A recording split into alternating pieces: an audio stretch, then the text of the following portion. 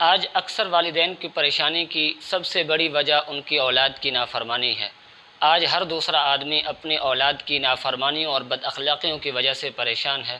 تو آج میں ایک ایسا بہترین وظیفہ آپ کو بتلانے والا ہوں، اگر وہ عمل آپ اللہ کی رضا کے لیے اللہ کی ذات پر یقین رکھتے ہوئے کرتے ہیں تو انشاءاللہ آپ کا بچہ ساری نافرمانیوں کو چھوڑ کر فرما بردار بن جائے گا، برے لوگوں کی صحبت کو چھوڑ کر اچھے لوگوں کی صحبت اختیار کر لے گا۔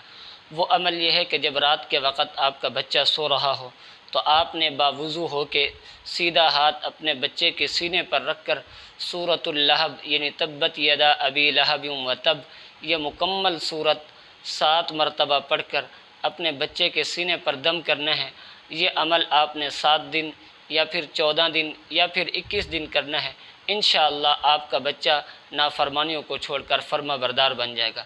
اگر آپ کو یہ ویڈیو اچھی لگی ہو تو چینل کو سبسکرائب کر دیں اور کمنٹ میں اپنے رائے کا اظہار ضرور کر دیں۔